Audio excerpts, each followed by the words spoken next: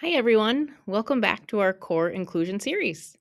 Today, we're talking about building relationships with families through communication. One of the simplest things I do is share photos, like when my students are in Gen Ed Science doing experiments or when we're out on a field trip. I can't tell you how many parents have written back saying, I never get to see this side of their day. Thank you for sending that. Those little snapshots do more than just show an activity. They tell families, your child is included, they belong here, I see them. And that's really what good communication is about, building that bridge between home and school. Before we continue, as a reminder, I'm Katie from Practical Inclusion Solutions. I'm a special educator who works in inclusive classrooms, and everything I share comes from real days with real kids. For a lot of students, especially kids with communication challenges, home doesn't always hear the full story of the day. If parents only get updates when something goes wrong, they can start to feel disconnected or worried. So, one of the best things we can do is communicate early and often about the good stuff and the tricky stuff. Here are 5 strategies that have made the biggest difference for me.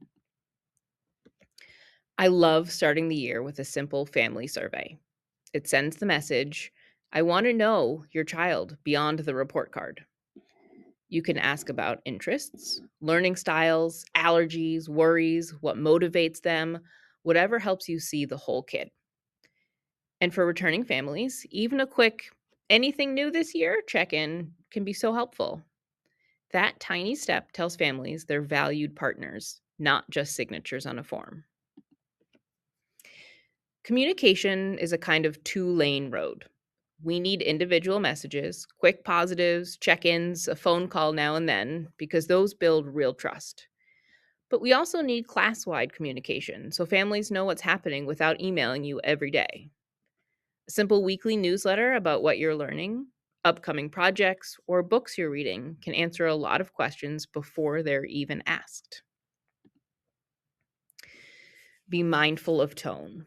Tone matters, especially in email. Without a voice or a facial expression, messages can accidentally sound harsher than we mean. So, if a student had a tough day, I try to frame it with support. Instead of, your child was disruptive today, I'll say something like, today was a little tricky with focus. We're trying a few strategies, and I'd love to hear what helps at home. Same information, totally different feeling. I will say that I am very guilty of sending a quick email at the end of a long day and it coming off as not my intention because I was rushing, I wanted to get home. So, this really is a mindset change to think about your intention before sending your email. Photos are magic. Most kids answer, how was school? With fine, and that's it. For students with communication difficulties, it's even harder to explain their day.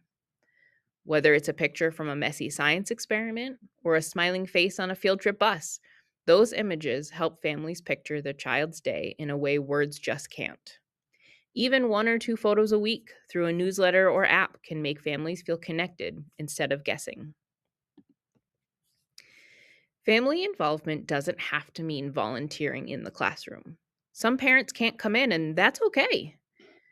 You can invite involvement in small ways, asking for weekend photos or stories, sending home conversation starters, or sharing a simple question families can talk about at dinner.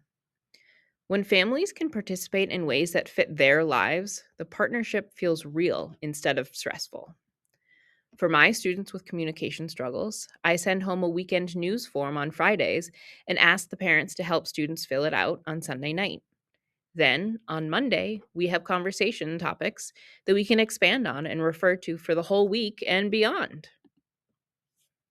Strong relationships with families don't happen from one perfect email. They grow from small, consistent moments of respect and connection.